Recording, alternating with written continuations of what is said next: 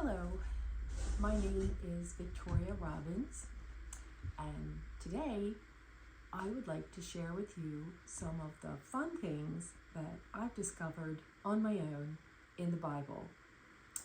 I've been a Christian for a very long time, well over 40 years. I use the King James Version. Just wanted to show you all my Bible.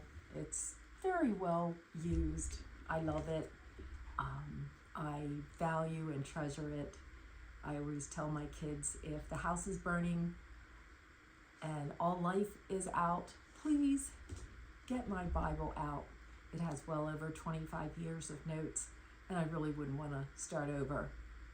Anyway, I would like to share with you today some of the tidbits that I have discovered on my own. All of the things that I'll be sharing with you today are things that I have discovered.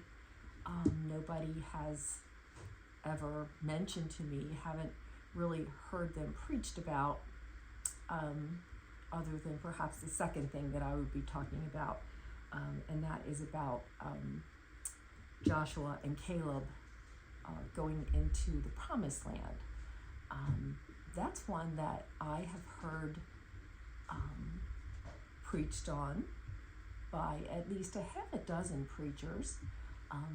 They've all said that, yes, Joshua and Caleb were the only two left from all the thousands and thousands of people that wandered for 40 years around and around and around. The people that died in the wilderness, that those two were the only ones who went into the Promised Land. And I want to say, not true. Actually, there were 4 people. So anyway, I'll be sharing that with you second.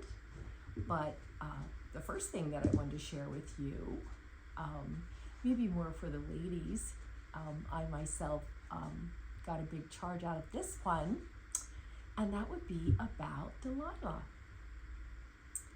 Have any of you ever considered that she was a mother, also a grandmother? And I will give you the scripture basis for my beliefs. Anyway, if you all would like to get your Bibles out and join me, I will start in the book of Judges. The book of Judges is a very racy book. It's probably one of the more barbaric books of the Bible. It has a lot in it. Anyway, if you would like to turn to Judges 17, and I'm going to find that now. Judges 17 is talking about a man named Micah, who is from Mount Ephraim. Anyway, if you want to back up just a little bit, everybody knows the story of Samson, and the most famous lady of the evening would be his consort, Delilah. She was a Philistine. The Philistines, of course, were enemies of the Hebrews. They were a sea people. They were, of course, enemies that when God brought Samson on the scene, he said that he was starting to, he was seeking, and this would be in Judges 14:4, the mother of Samson, his mother and dad, did not know that the Lord was seeking an occasion against the Philistines. So anyway, Samson was quite a character. He was a he-man with a she weakness. But anyway, we start reading about Delilah actually in 16:4. She was a woman of the valley of Sorek, and the Philistine lords used her as a pawn. They would come up and beg her to entice Samson, her powerful boyfriend who had killed a lot of them. And I really don't understand why he would keep going back to her after she would use all of her feminine wiles to say, Samson, Samson, you don't love me. You're not telling me the secret of your true strength. She tried all these different things with him, and he would tell her something to get her off his back. He'd say, like, if you weave the 7 locks of my hair, or if you bind me with new twine, or any of these things. Well, anyway, he was finally at his wit's end when she had vexed him. In 16:16, it says, and it came to pass when she pressed him daily with her words and urged him so that his soul was vexed unto death, that he told her all his heart. And she knew it. She knew that he had told her the truth finally. And she sins for the Philistines. Usually they're in her closet waiting to come out. Anyway, contrary to what a lot of people think, that she cut his hair, she actually called for a man who came in and cut the 7 locks of his head. And then he's probably drinking because he's asleep on his knee, on her knees like he'd been before. And she starts to, it says, afflict him.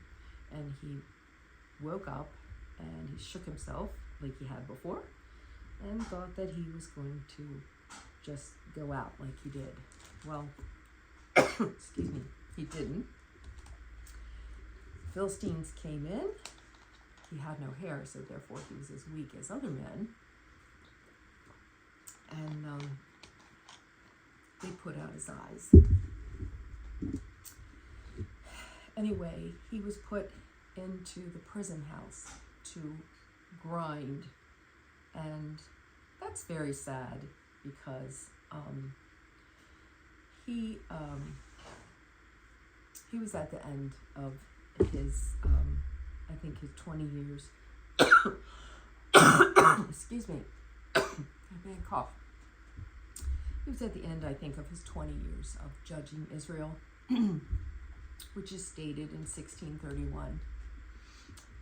But anyway, what Delilah got out of this was 1,100 pieces of silver. This is what was put into her hand, and it was blood money, basically. Because in well, backing up just a bit, when Samson is put in the prison house, and all the Philistines are praising their gods and saying, thank you for delivering our enemy into our hands so that, we won't be destroyed anymore. And they're making sport of him, laughing at him. Anyway, Samson, in verse 26, calls upon a little lad, and he asks him to let him feel the pillars of the main part of the building. And I think this is where we get our saying, pulling down the house. Anyway, Samson prayed. I think this may be the only prayer that Samson actually addressed to God. He said he wanted to be avenged of his 2 eyes. So God gave him the strength again, one more time. His hair had begun to grow. I'm thinking it was maybe 2 or 3 months. Hair began to grow. And he bowed his head, and he pulled with all of his might. And if we back up just a moment, that gives us a picture of something. 1 man in the middle, 2 on the side, I think that's a picture of Christ with the two thieves on either side. It's three. Anyway, the one in the middle is, of course, the most important. And Samson, that day, when God gave him the strength to kill himself and all of the at least 3,000 men and women, Philistines, that were on the roof, he bowed his head and he pulled and he heaved and he brought down the house. And he killed more Philistines in his death than he did in his life, which is quite a few, because there were probably gobs of them down underneath the roof of this building. Well, I don't think that Delilah was in that group of people, because I think she had morning sickness. Because we all know, I mean, I've had it, and you've got it at least 2 or 3 months. And I'm thinking she was probably in bed somewhere. Because if we go to chapter 17 of Judges, and I'll start reading. And there was a man of Mount Ephraim whose name was Micah. And he said to his mother, the 1,100 pieces or shekels of silver that were taken from thee, about which thou cursest, and spake also of in my ears, behold, the silver is with me, I took it. And his mother said, blessed be thou of the Lord, my son. Well, who was just given 1,100 pieces of silver, or shekels of silver? Delilah. It was promised to her in 16:5. They said, the Philistine lord said that they would give it to her. And in verse 18, it said that they came up to her and brought the money in their hands. So she's the person who has that specific amount of money. And I think that Micah is her son. And he has sons because it says so in verse 5, because he had made one of his sons a priest in his house of gods, which of course we really don't agree with, don't think much of. And this is rather a sordid story, because Delilah does not have a very good reputation, especially with where she started with, being in the red light district, because she curses, she lies, she doesn't direct her son very well. But anyway, that's why I think that Delilah is a mother and a grandmother. So that was the first thing that I wanted to talk about. The second one that I want to talk about is, as I said before, Joshua and Caleb going into the promised land. And that is going to start actually in Numbers 14. And the book of Numbers, of course, is all about numbers. And there were a couple of census taken. And all the Philistines on my brain, all of the Jewish people are counted, and it says that they are counted from the age of 20 on up. So if you were 19, you weren't counted. If you were 21, you were counted. And they were all counted a couple different times, as I said before. Anyway,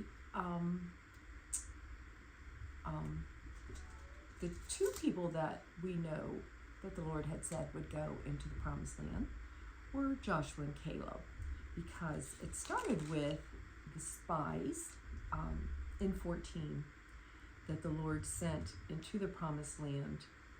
There were 12 of them, one from each tribe, and 10 of them, of course, brought back the bad report. 2 of them brought back the good one, the good report. And in 14:24 it says, My servant Caleb was of another spirit, because he hath wholly followed me. And then, of course, we know Joshua was one, because the book of Joshua is named for him, and he led the people after Moses is taken out of the picture. Joshua led them on into the promised land. But anyway, there are a couple places where it just said that Joshua and Caleb are the only two that go in.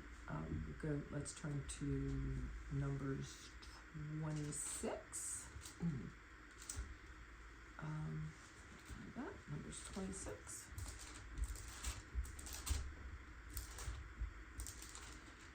Um, 62.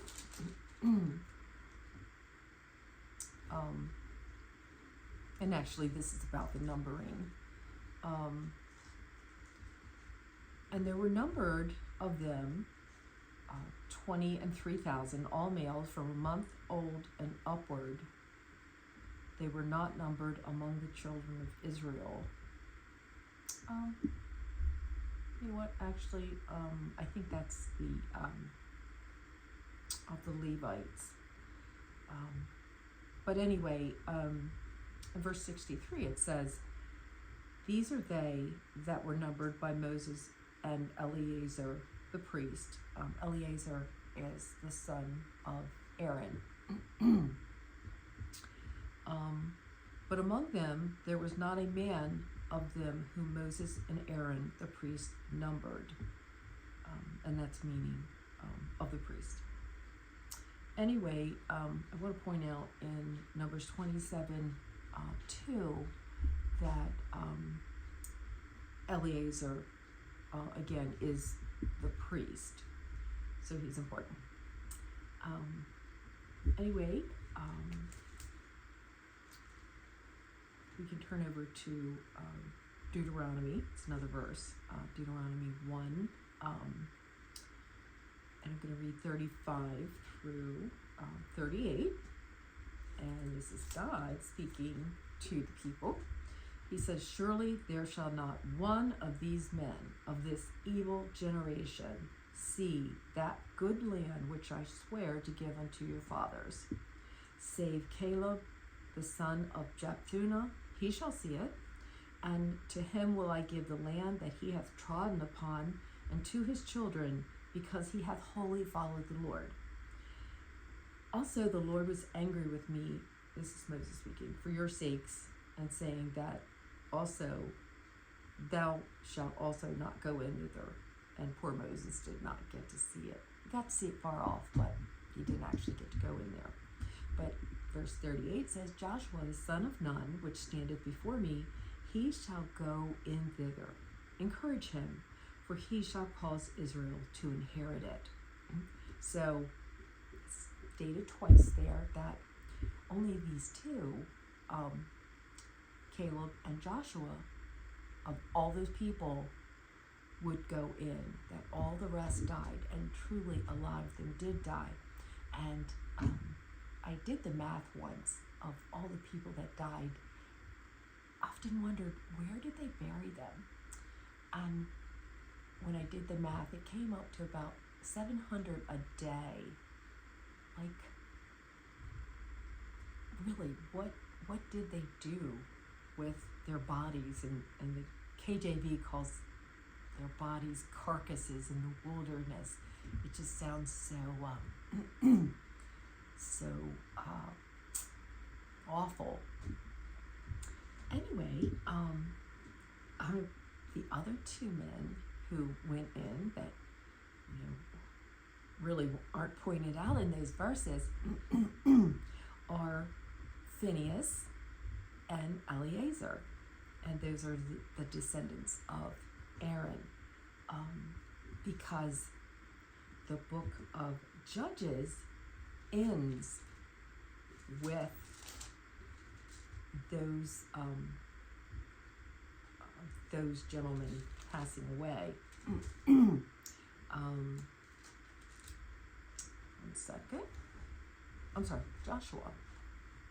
The book of Joshua ends and this would be Joshua 24:33. And Eleazar, the son of Aaron, died, and they buried him in a hill that pertained to Phinehas, his son, which was given him in Mount Ephraim. So that means that Joshua had led the people into the promised land, and this book of Joshua ends with not only the death of Joshua, but the death of Eleazar. And we know that Phinehas is still alive because if we flip over to Judges 20, verse 28, Phinehas is the acting priest there. I'll read that verse, Judges 20:28. And Phinehas, the son of Eleazar, the son of Aaron, stood before it in those days, saying, "Shall I yet again go out to battle against the children of Benjamin, my brother?" So, two are mentioned here, the two, Caleb and Joshua, who were men of renown, but then there are the two silent people who aren't mentioned, who did go in to the promised land. So again, I've just heard quite a few pastors just say, only those two went in. Well, 4 went in, 2 were not counted because they didn't count the Levites because they didn't have an inheritance in the new land. The Levites actually were given Levitical cities, but they had no land inheritance. So that would be why. So anyway, I have lots of other interesting things to share with you, things that I've discovered, and I just love finding them, and I get a lot of joy out of sharing them with others. I hope that you have enjoyed them too.